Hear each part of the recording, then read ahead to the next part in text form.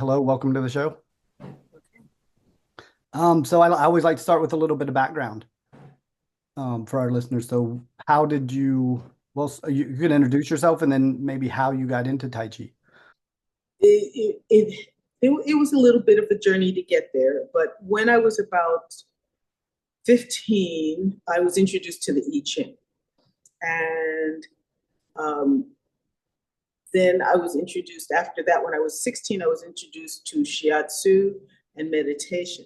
And then I was introduced to Tai Chi. And I didn't have any particular reason to seek Tai Chi out. It was early on, it was in 1968. And I had mentors, and they introduced me to uh, Taoism, meditation, and Tai Chi.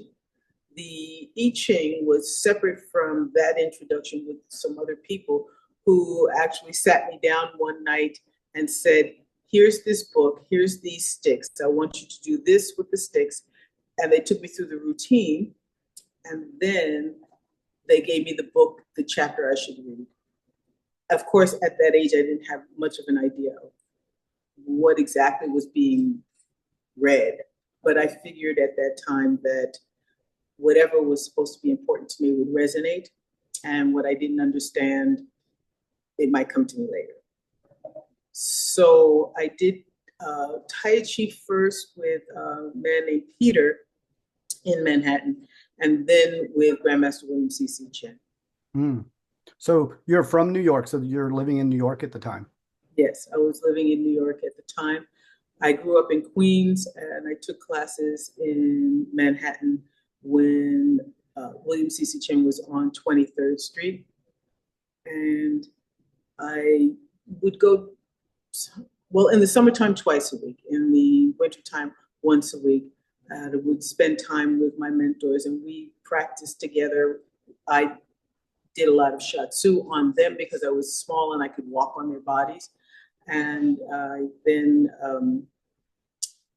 would go to Tai Chi. We'd go out to Chinatown and go to a Chinese movie, a martial arts movie, and then we would eat, and then I would go home. So that was mostly my routine for my study. During the week, I had to go to school, so I wasn't really taking classes then. It was just on Saturdays during the school year. Wow, that's so interesting. This time is so vibrant. Like to just be in that area, you had all these different avenues at your disposal. It was exciting. It was very exciting. Everybody was really, in a way, mystified by the Eastern practices, and and really flocking to those teachers who were coming over to this country. I did not know that Grandmaster Chen's first teacher, uh, Professor Chen Ching, was also in Manhattan. But I learned Tai Chi as a martial art first from Grandmaster Chen. That was his emphasis. And over the years after that, after I left New York and I moved to Boulder, Colorado, I studied with a few other teachers who were American disciples of Professor Chen Ching, and I took classes with them in intensives during the summer and got a chance to meet maybe about 5 other students of the professors. And I started to broaden my understanding and deepen my understanding about the practice of Tai Chi. I love that era, and I wish there was more like first person's accounts of that era because it is so exciting. Like now we don't, it's a little demystified, but that first wave, and you were positioned in such a perfect space for that to It receive. was wonderful. We used to flock to the bookstores just to find some books because a lot of the teachers brought books with them, and but in Chinatown they had books. So my first books were in Chinese, so it was mostly me looking at the pictures. There were a couple of translations and from scholars that also knew English that I got hold of while I was younger. And later on, as you said, things got a little bit more demystified, but at the same time, they got clearer because not everybody knew how to teach Tai Chi, especially Westerners that first learned it. It was a little bit difficult for them to understand what Qi was and what Tai Chi was. And they're also now working with the teacher, and the teacher's having them teach some of the other students. And so it was a little blurry at the same time that it was very exciting. Yeah. So let's sort of dive into that a little bit. So as this is coming and you're learning, so you're learning with Master Chen, and you're in high school, so you're getting more of the physicality of it. It sounds like, which I think is a really good base. If I did not have the opportunity to study from him, I wouldn't have understood Tai Chi as a martial art. Because by the time that the professor came over here, he himself was less attracted to the martial application of Tai Chi and really focused on the internal personal growth aspect of Tai Chi. And he passed that on to his American students here. So most of his other students did not necessarily understand it as a martial art. Whereas with William CC Chen, he started when he was about 16 in China with Professor Chen Menchen. But early on, he was into the physical and went into tournaments, which was something that was kind of frowned upon to a large extent. But again, he was young, and feeling his body and his strengths and his weaknesses, and he was driven more towards the martial application, as well as when he came to New York, he wanted to make a name for himself, and so he kept focusing in on that. And he said, New Yorkers want to know how to fight. So he remained in that place. However, of all the teachers that I studied from, he was actually the softest and the most fluid at that time than any of the other teachers. So that was kind of an interesting paradox. So some people I don't think will have, like, I think obviously you know that they don't have this full spectrum of what this art is. So when you say that you were introduced and trained it as a martial art, or he taught it as a martial art, what did that look like? It looked like learn the form, and then as soon as I finished learning the form, he put the gloves on me, the shin guards, the arm guards, the mouthpiece, and said, go out there and beat him up. So it kind of looked like that at first. But also, too, because Tai Chi is a defensive art, it wasn't necessarily that that I was going to actually be offense. It was more sort of like, okay, I have an opponent, and this is how I respond to their force. So he used a lot of imagery and fun exercises where it was closer to how the mind actually forms the shape, the body forms the shape from the image of the mind. So he used very natural types of imagery like shampoo, conditioner, and taught us about, well, you don't hold the strength and the force all throughout making the motion. It happens at the end when you squeeze the tube, so to speak, and not necessarily do it using too much tension to do it.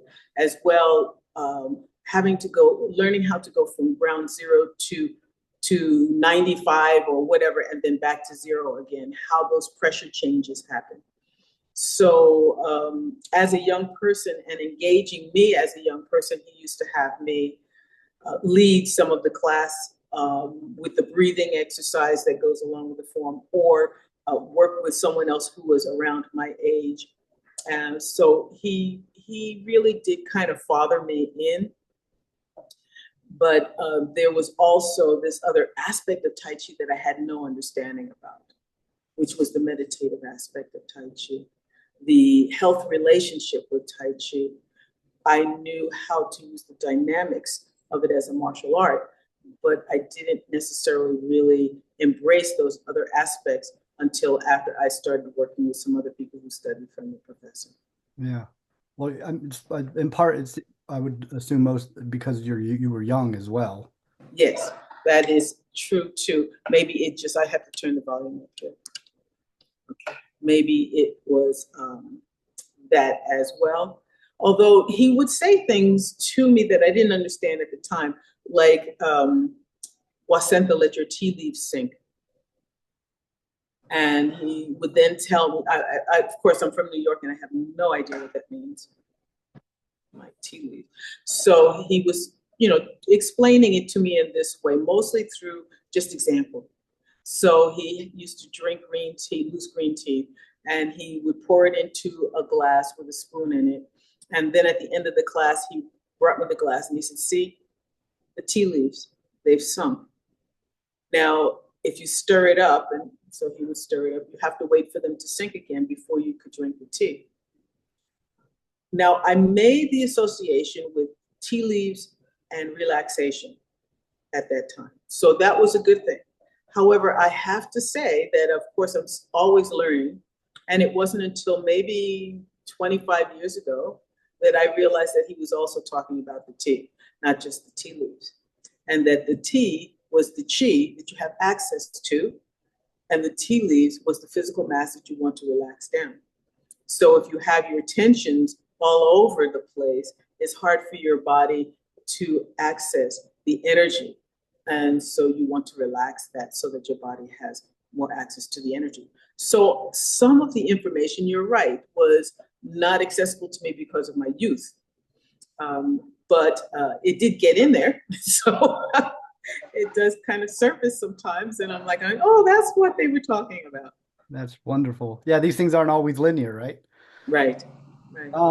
So this is a question that I think about a lot. So I'm like you. I started martial arts when I was really young, so I got a lot of the hard training, holding stances, this sort of stuff. I'm not quite sure if Master Chen was doing that or not, but is it your view, or have you found that, by developing the physical strength, then we can develop the other stuff on top of that? Or is it just not necessary? Like you could have jumped in right to the internal in the beginning and you don't need to worry about the other side.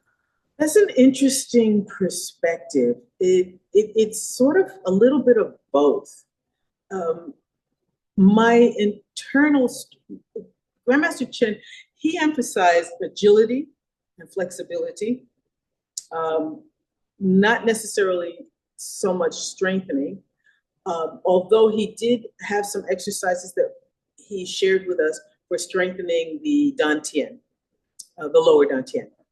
But most of the strengthening in terms of the legs and the integration, I actually gained from Qigong. And that I gained when I moved to California and started to study a little bit more deep into what Qigong is and some of the 5-element theory, and as well as Qigong as a practice. While I was in Boulder, Maggie Newman used to tell us that here's some warm-up exercises. They call them Qigong. And I'm like, okay. And she says, some people just focus on Qigong. And so I'm like, wait, what? So, this was in the 70s. And so I began to sort of like slowly but surely understand that some of the things I learned at Grandmaster Chen School from BP Chen, which is the Taoist breathing meditations, and some of the other exercises, I learned some Bagua, some Xingyi, and the Xingyi was very much strengthening, core strengthening. But it sort of, I had no idea that some of what I was learning was what was categorized as Qigong until later on. So when I got into California and I had more exposure to other people who were doing more Chinese health practices, that's when I started to hold my postures more. Ben Lo was really big on holding postures and letting your weight sink. And with Tam Gibbs and Maggie, they had you hold the posture so that they could correct your posture.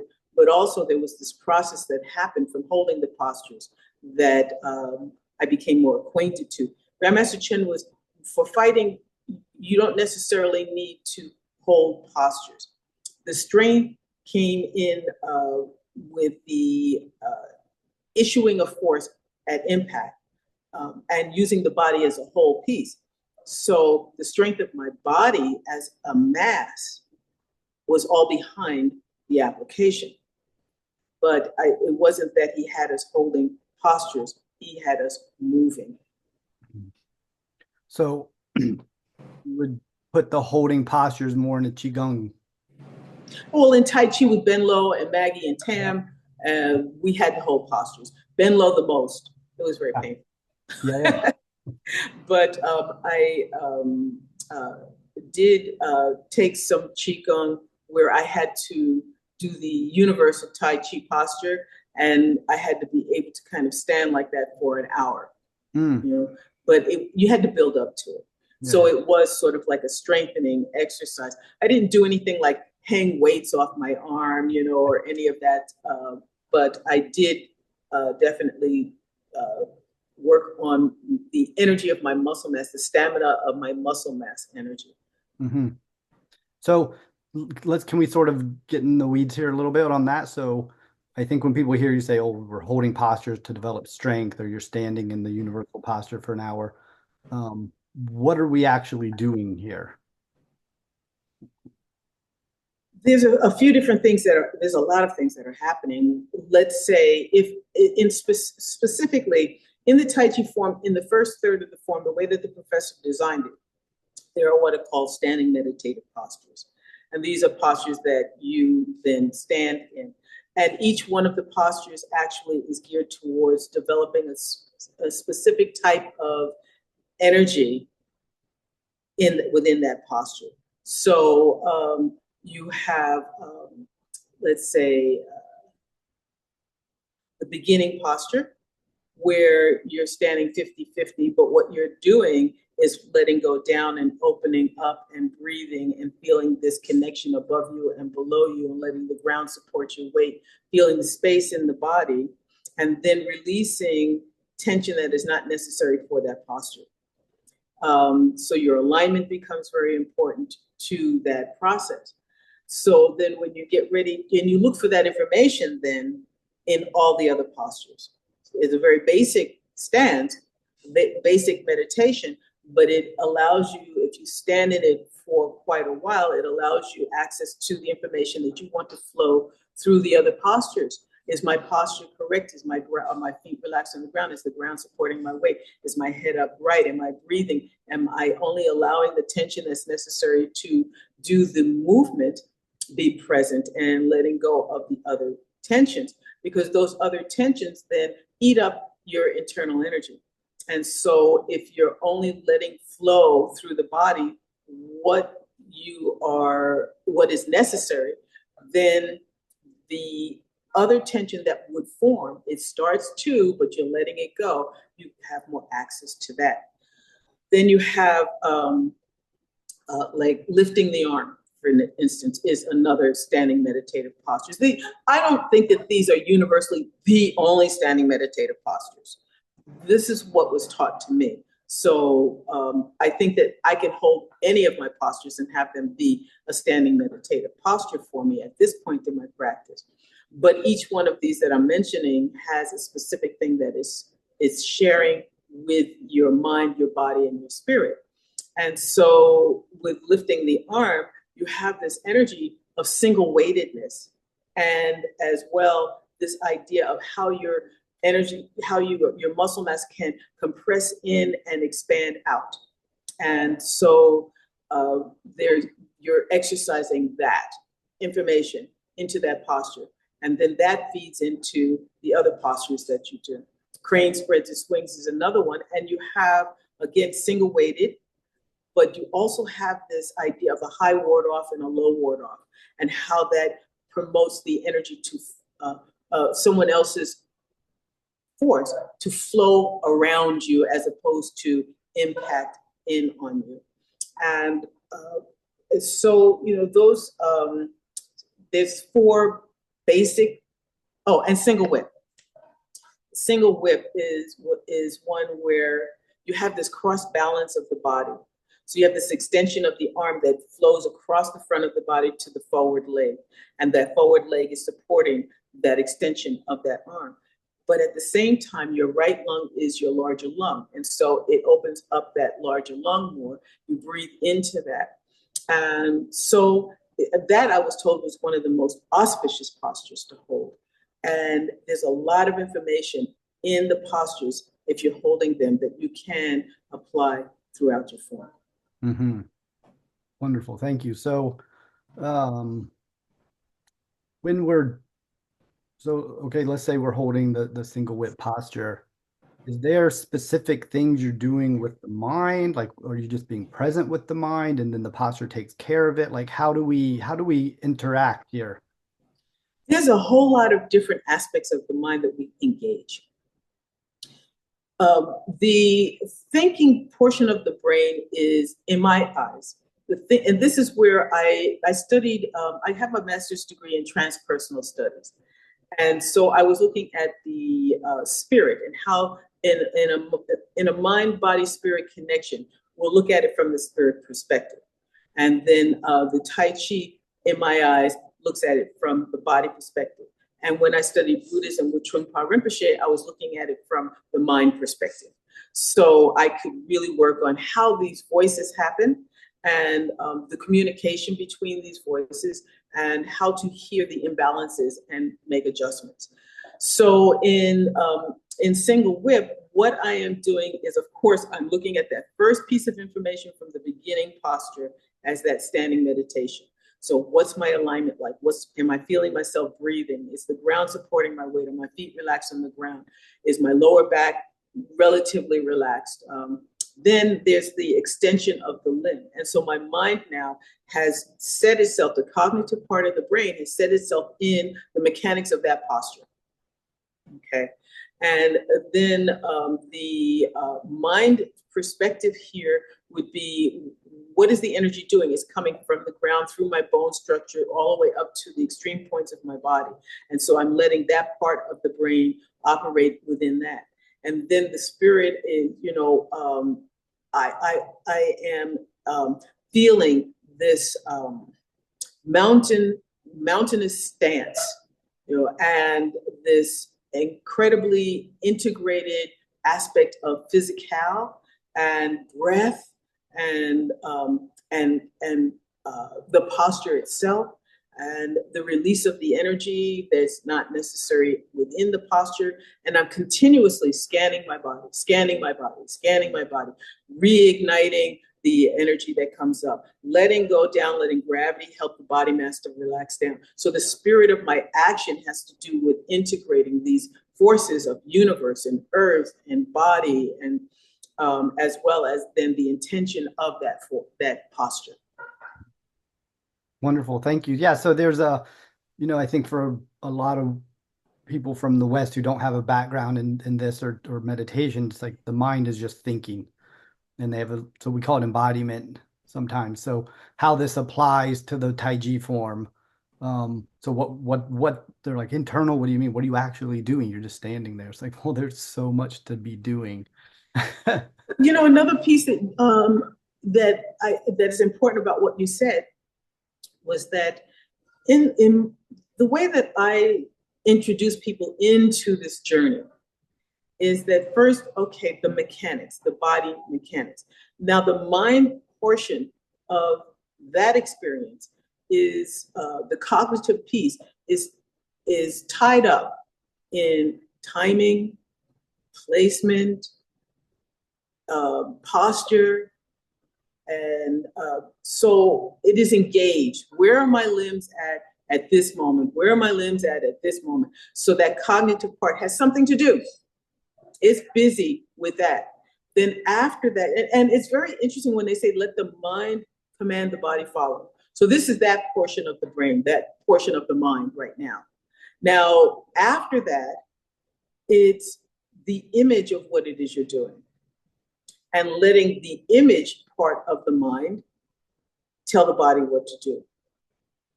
And then there's this wholeness of everything moving together, the cognitive part of the brain, the imagery part of the brain, the spirit part of the brain. So then that mind becomes beyond what's in your head. It becomes your being. So I think that was wonderful how you just said that. So there's not an exclusionary thing. It's like it's this all-encompassing experience, and Yes. everything has something to do. Like sometimes in meditation, people don't know what to do, but the movement practices are really interesting in that way. There's like this, it's almost an easier doorway in, I think. You're right. A lot of people say I can't sit, Yeah. but the Tai Chi gives them something to do. But there's another piece I think that might be helpful or that I reflect on. And the body learns to meditate along with the mind. And that the tension in the body is almost equivalent to the mind thinking because it's on a band. All right. It's stuck in this mode, so to speak. When you learn how to release that tension from the body, then the body starts to what I call meditate also. That's really nice. I've never thought about that. I think that's really useful. The tension is like the thoughts of the body. Yes. If I heard you right. That's good. That's great. Mm-hmm. We can use Yes. that. So one other thing, so you identified two parts of mind, then you went to the third spirit. Could maybe what do you mean by that specifically? The spirit part of the mind? That's multi-layered and people get confused around that. And I spent many years trying to figure out how do you talk about spirit without necessarily people going to religion. Yeah. And it's not about religion per se. That's faith based, and that's your belief. It's the spirit of your humanness, the spirit of humanity. It's not necessarily based in a religious perspective. Um, does it open you up to having a more religious experience in your spiritual in your religion? Possibly. Okay. Uh, but that's not the same type of spirit that we're talking about here. Your spirit of vitality, your spirit of from your heart, your mind and your heart coming together is kind of the spirit of your action. What is your intention within that movement? This is to a certain degree why sometimes I have difficulty when I'm watching someone's form. I respect the fact that a person may not necessarily want to know anything about martial application whatsoever. Um, the shape of what it is that you're doing is also dictated by the intention of the movement itself. And so that part of the mind, that spirit of that action should be present. Now, Maggie didn't do application at all. Tam did some, and Ed Young didn't do any. Grandmaster Chen did a lot. But there's a happy place in there. So I might say, in rollback, you're being moved. And then I might say, if your hand is, if someone has a hand on the wrist and the forearm, their force moves you. The spirit of that is receiving. And so no matter whether you're looking at it from a martial perspective or you're looking at it with just as an exercise for, I don't mean just, as an exercise for relaxation and health, there needs to be a spirit of action inside the movement that is also involved in the process. It could be the spirit of just being too. But there's a dynamics in spirit that I try to instill in my students. So I like the idea of intention. I think that's really important. And I think this ties back into what you were saying at the beginning. It's like, we have all these masters and the new traditions coming, and we're trying to receive them, but we don't. always know what they're talking about. Like we might not have these concepts or these ideas, and so we kind of put them in a familiar box that might be totally wrong. So we have to be careful to stay open and not try to define things so quickly. And so especially people from your generation who were there at the beginning to pass this information on to us. Um, I think you guys are like a treasure for us. Like, so where are we at with this? Yes. Uh, so, hmm, there's so much richness that's inside that practice. There's there's the culture itself is embodied inside that practice. The I Ching. It was. I have to be honest. It really took me a little while to realize that Taoism and the I Ching were all they're kind of related to the Tai Chi. You know, and I think I was 22 when I finally kind of put those pieces together because I received that information, all of them separate. I just knew that they were from, China for the most part, but I did not know how embodied Tai Chi was. And I can find them in my Tai Chi now. So the no one who came over had all the words. You ask a teacher, what is Qi? And they didn't have the words for it when they first came here. Their English wasn't developed enough for them to actually be able to talk to us about it. So we kind of groped at things for quite a while until people like Al Huang, or Marshall Ho, or were fluent in English, that they could begin to give us a little bit more of a hint. And if you stay with it long enough, you begin to get some insights about it that just come to you from your practice. Mm-hmm. Yeah. I think that's so important that these insights come in the doing. They do. Now, I have to say that if you don't, well, for teachers in particular, if you don't know how to talk about it, it's more difficult for your students. With Western minds, we need to know, we need some specific things here. What is Qi? And so, if I ask someone what is Qi, they will go to this wonderful universe of Qi. But Qi is as complicated as the periodic table in chemistry. There are everything, since everything is made of energy, in different configurations. And so understanding that there's muscle Qi, mind Qi, spirit Qi, just within the Tai Chi itself that you are working with. It's the essence of the air you breathe, the essence of the food you eat, the essence of your blood circulation, which is your vitality, that flows through the meridians.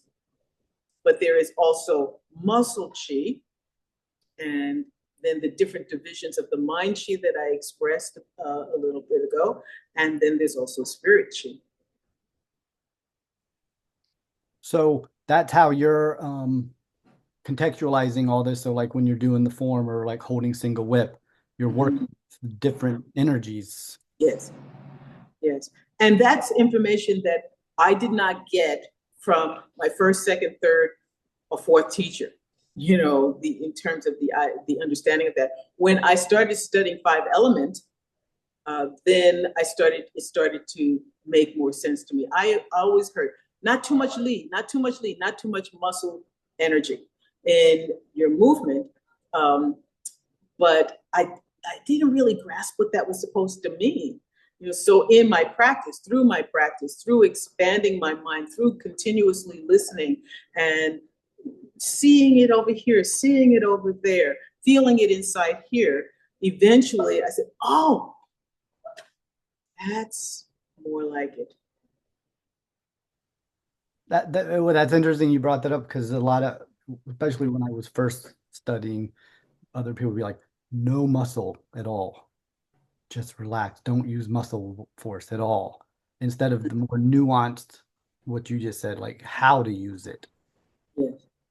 Yes, and people fall into that trap, because sometimes in language, in my eyes, I don't know Chinese, but I do know this about it. It is a visual language, Mm, and it's almost like poetry. yeah.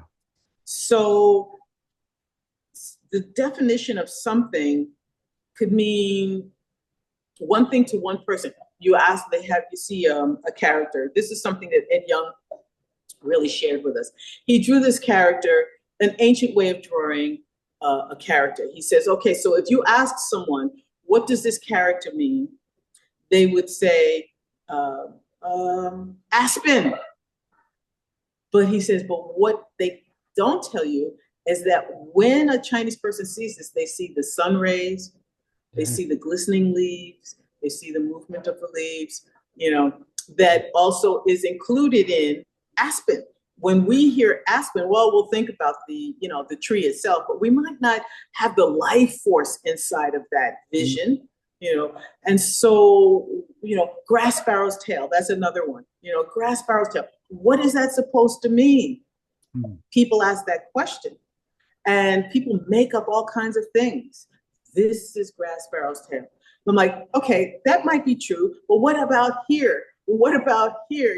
These are all grass sparrow's tail, ward off left, ward off right. They all start with grass sparrow's tail, so we're not doing this in each one of them. So what? So I came across this book called How to Grasp a Bird's Tail When You Don't Speak Chinese. And they break down the pictures within the characters. And just bells started going off, in terms of what we hear and how it's been said to us is not what it is. And that's very Taoist too, anyway. Mm. The first verse in the Tao Te Ching is that the name that can be named is not the eternal name. So, it just begs you to keep an open mind, keep an open heart, explore, listen, see how it comes together for you. I think that that's so important. This idea of poetry and art, rather than like defining something and holding it like this, like Sanskrit and Tibetan is similar. Like they're called, sometimes we refer to them as high context languages, where a word can mean many, many things depending on the context in which it's used. Mm-hmm. So don't go in too tight right away. Allow it to breathe. And I feel like this whole art, all these Chinese arts coming through, if you miss that, you've defined it, and then you're going to miss the much larger picture, however you come in, health, martial, whatever. Yes, I hear what you're saying, and it resonates with me as well. Because then you're continuously learning, and you're letting, for this example, you're letting the words form a picture for you, as opposed to locking it in that this is what it's supposed to be saying. And then you don't leave any room for anyone else's perspective, for your own perspective to change. Maggie used to tell me, Wasentha, don't let your form get jaded. So if you think that this is how it's supposed to go, you've lost it. So you're not listening anymore. You're not growing anymore. She says, go to square one every chance you get. Yeah, that's right. I like that. The listening, I think, is important too.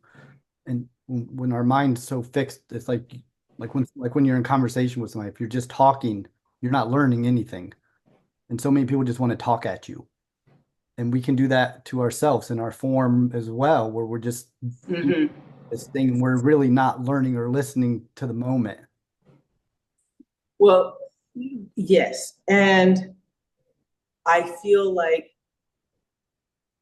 I haven't gotten bored yet, because I'm always listening.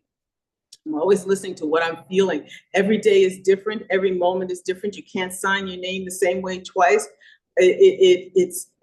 I can do my form and see how it reflects outside of myself. I can see outside of myself, and I say, oh, okay, I need to, right now, that took me by surprise, so, okay, I need to bring that into my form, and I need to ground myself and center myself. So life outside, life inside, it plays back and forth for me now, as opposed to the form is the form, is the form is the form, and that's all there is. The form is metaphorical to me. When I do it, it tells me almost to a certain degree what I might be experiencing outside of the form, or what I have experienced, or what I need to look at inside myself. Wonderful. So this feels like, it takes us, well, of course, all these, but what comes to my mind is like the idea of interconnectedness. And you studied with Qigong Trungpa in the Tibetan tradition a little bit. How is that informed? Do you think this was helpful for you? Do you still continue? Yeah, I wouldn't be where I'm at if I didn't. The thing that the Buddhist tradition and practice helped me with is to isolate this idea of meditation, and then I took that and looked for it inside my form, my Tai Chi form, of this being groundless. The idea of this stillness and emotion. He was really big at being a warrior. And so taking that into being ready, but not always having to be on ready. And so it was such a wonderful time. I used to walk around Boulder in my Kung Fu outfit with my sword on my back and my cotton bottom shoes. And I think that the police probably just said, oh, that she's just one of them, because he created this air in Boulder, Colorado, where it was just a different way of allowing yourself to be. And so he really did have some of the most innovative types of teachers come, and it was a focus on the mind, but he also had contact improvisation and Tai Chi, and then writing, Gregory Corso and Wallman, Allen Ginsberg. And, the thing about being ready was you're in a room with 2,000 people. He's up on the platform and he says, and Wallman, stand up and give me a haiku for this moment. Oh, really? And she did. She got it, right. That's the warrior spirit that he was talking about, always kind of being present and being ready to connect and respond. So that helps me with my Tai Chi. In my push hands, it's not about trying to get the person. In my sword play with someone else, it's not about trying to get the person. It's being direct. And if in that directness you feel the vulnerability, or they feel the vulnerability, then do you fight it, or do you be with it and see what your possibilities are? So it all played into my practice with Tai Chi. Do you still practice? Oh, absolutely. Yes. It's all of it is so much a part of my life now that I don't know. I can't say I don't know anything else, but but I am also a mosaic artist, so I do art. I do try to be creative as well, but in that sense. But yes, I do. And when I went to Goddard, I got my bachelor's degree in health arts and science. And at Goddard, they really want to hear you. And it's the same thing with Buddhism. I'll tell you that after I finish this. But I took a semester of what it means to be a master. And, at Goddard, they are accredited. So you had to include language and science and mathematics in whatever it was that you were studying, but you got to study what you wanted to study. So I took all of my practices and I created a cane form. And then I had the pleasure of coming up with the names of the movements. And I could almost see how the arts were created, and that is something that I instill in my students. If they get certified to be a teacher, they have to create a form. It does not have to be a Tai Chi form. I had a student do a fish form. It was the most beautiful form I've ever seen. It was just delightful to see how we can take today what we've learned and let it blossom into today, so to speak. Um, yeah, yeah. I forgot the other story I was going to say. About a Buddhist story, you said. Oh, yes. So I'm at this party, and it was a Buddhist party. That's not an easy place to be, I'll tell you. And this woman says to me, "So, what is Tai Chi?" And I went into this dialogue. It's like the rising waves of a calm sea. Da da da da da da. It was like all these different things I've read about Tai Chi was spewing out of my mouth. And she says, "No, no. I want to know what is Tai Chi." And I said, "Okay." I thought of some more. So this is that directness I'm talking about, okay? And she says, "No. What is Tai?" So eventually I'm breaking down. I'm crying because I don't know what you want. I said, "What do you want?" I'm trying to take. So then she just started poking me in my heart center, saying, "I want to know what Tai Chi is to you. I want to hear what you feel. I don't want to hear what you read. I want to feel you."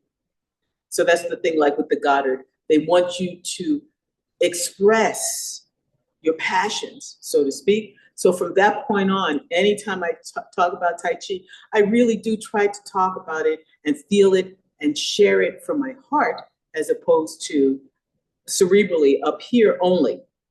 It is a mind-heart practice.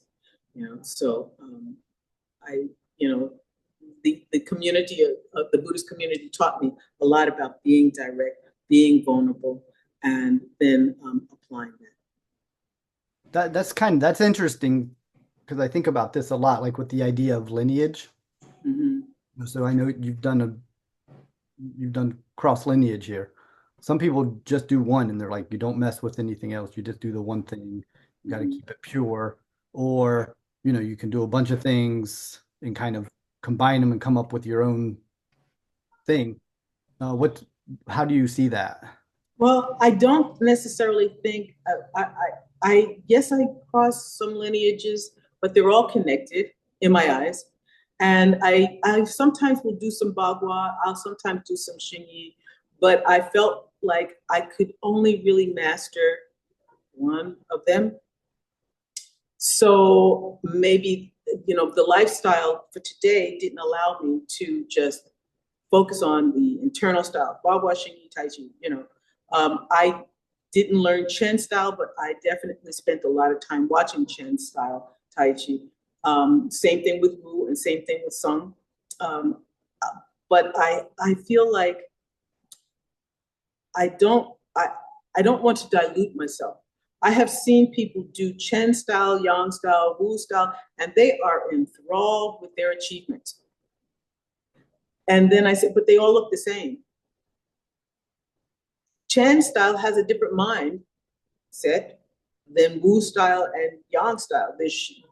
I was looking to see that difference in what they express, but they wanted to just pile on a whole bunch of different things and say, "I know all of these things," and therefore then in my eyes, you know all these things, you know nothing, kind of, in a way, so I try not to get too spread out, and with my study, I keep an open mind to see and hear and learn from. But in my own practice, I've stuck with the Yang style short form of the way that Grandmaster Chen teaches and the way that Professor Chen Ching teaches. Yeah, I think that's really skillful. And either way you go on that spectrum, I think is too far, like finding that middle way kind of, because Yes. even if you think of professor students, they're all different and they emphasize different things. Like there's also Yeah. yeah, there's a personality that we have to allow to come through too, that we have likes and our body type and what we're drawn to. There's different aspects. These things are, multi. They are, but I try to listen to the intelligence of what each person is trying to express, Yeah. and work with that, as opposed to just imitating exactly what they do. Hmm. Yeah, I heard your talk on you speaking about all your different teachers and what you took from it. I just thought that was wonderful how you broke that down. And I think I hope that's what we do. Like, it's not like just accumulate forms or things, but we're looking for something, and every teacher and thing has something to offer. We might stay with one for a little bit, somebody a little longer, depending, but it's not the container. Yeah, you do something similar, from my exploration about your practices. Mm, yeah. It was really happenstance, I think, sort of like you Mhm. what I'm picking up on, that you're driven by this thing, and then all of a sudden, things change. You're in a different city, you're in a different place, but your journey continues. Some people, you can stay with a teacher for a long time and it works out. Sometimes it doesn't. This is true. This is true. Yeah. And that's not an easy part about being a teacher as well. But at the same time, I would rather my students go on their journey, if they need to do something else or go someplace else. Um, I have them to do my work with letting them go, and and not try to say you can't or you shouldn't do something with someone else. You know, um, that's not an easy thing for any teacher, I don't think, if you get attached to your student. And I am attached to my students, and at the same time, I do try to let them do what's necessary for themselves, detached in that way, with that frame of mind. I mean, I think that's wise, right? What else? But at the same time, I do believe, especially here in the West, that people like, I always call them shiny things. Everybody wants the new shiny thing, and you got Yeah. to be cautious there. If you're no depth is going to come if you just keep skipping around, like you said. They did all the forms, but they all look the same. Yes, yes, and I mean, I know that I can be judgmental, and I'll say, why, kind of, or most of the time I don't say that to the person. I'll just say, well, that's interesting. That's nice. I'm learning more and more not to say, and what did you get from that? Kind of, and how is that different? And because, we all come to our growth and our understanding and our depth at our own rate, which I think is just something I learned over time. Well, it's really nice to meet people and talk to people that, you know, found something and just dedicated their life. Like, that's so unusual. But those are real jewels. Yeah, I turn around and I say, well, this has been over half of my life. It's almost, from 16, and I'm 72 now. It's sort of it's been a substantial amount of time, and I'm good with that. I am. And I love that you keep saying, like, you've got this, you're continuing to learn. I think that's so important. It's like, 'cause most people just be like, oh, she's a master. I know, but at the same time, I have to laugh at myself sometimes. I'm like going 72 and you're still learning that, because every now and again, like, my feet are not straight and wave hands like clouds. I have to reconnect with some aspect again, And so sometimes I surprise myself, but at the same time, I have to pat myself on the back and say, you caught that, didn't you? That's good. Yeah. Yeah. Yeah, my teacher, you saw, so he studied with, one of my teachers studied with Maggie Newman, and he would say this to us, like, she was interviewed, I think she was in her 80s, and he said, they asked her, what are you working on? She said, shifting my weight. Yes, yes, yes. I really, I will quote her quite often in classes, because the lessons that she taught me were impactful. Her and, well, sometimes I'll quote Tam Gibbs. I do quote Grandmaster Chen quite often, but I always do give the respect due to the teachers. It has made an impact on my consciousness and how I approach. I do make sure that I recognize them. Yeah, I think that's important, obviously so important. Also for our students or anybody students, um, so they can find those lines. They want to trace, you know what I mean? So where did my teacher get this from? Where keeping that history alive. Yeah, well, Westerners, we have this tendency, I don't know if we still do. Some of the younger people are really changing some things up here, which is very nice, delightful to see and hear. But we have this tendency to want to be unique and different. I'm not saying that the Chinese didn't, okay, because that's how the Yang style became the Yang style. But, but you know, it's sort of like, no, that's just meditation. Mindfulness meditation is redundant. Mindfulness meditation has been practiced for eons, but we have to give it a new name, and we have to, and therefore then we lose recognition of where it came from and think that, oh, we're so unique and we did this thing when, I'm just going to jump into a whole nother zone. Irrigation was done by a whole lot of other cultures BCE, and now we're like, oh, let's do it this way, and it's kind of going back to the way that it was done before without recognizing that you got that idea from looking at how it was done before. I think that the humbleness and humility should still be there to know that it's not all just originating with me. Right. Yeah. Yeah. I bring something unique, yes, but it's. Yeah.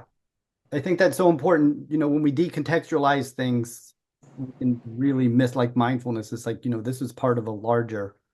Yes. There's a larger field of study here. That was one bit in a larger thing. When you just take one thing out, it's like, well, you really need to know where this stuff is coming from, and you need good teachers. Is there more to be discovered? Absolutely. Absolutely. Just like they're still discovering things in the ocean and in the universe, in Tai Chi, in the acupoint system, there are still things to be discovered, and maybe some things that need a little bit correcting. So I don't stop myself from exploring still.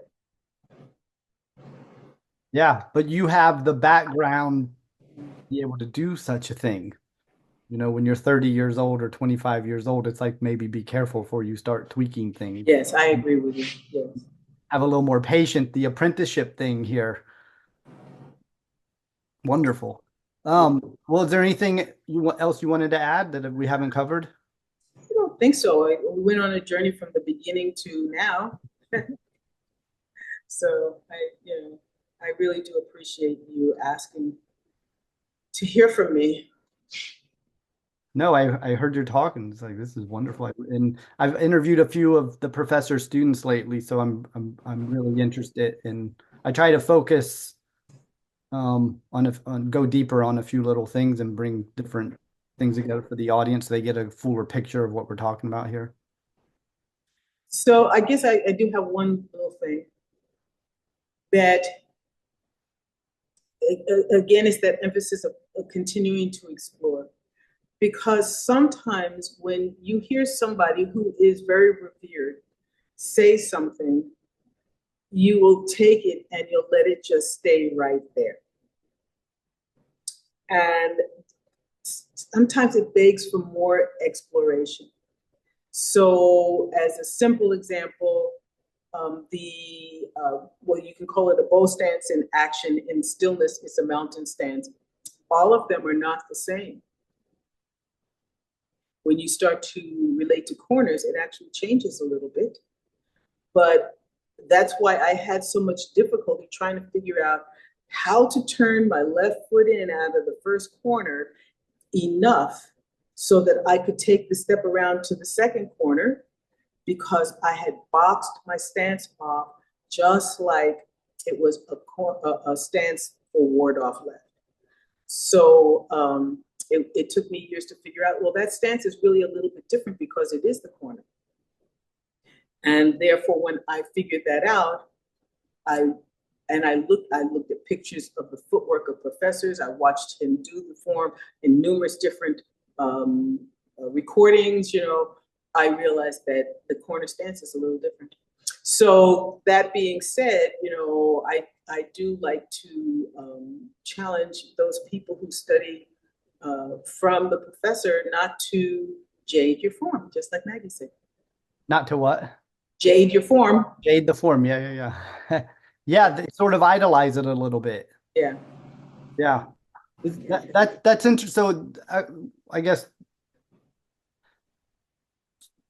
so. My background when I started at 10 years old studying Japanese art karate, and we were really strict with all the stances, and you had to do them the same and So, from your experience studying with Master Chen, was it like that? Like, how did you learn the stance work and stuff? Like, did he drill it, or did you just discover it in the form? Was it more organic? Like, how was it presented to a younger, newer student?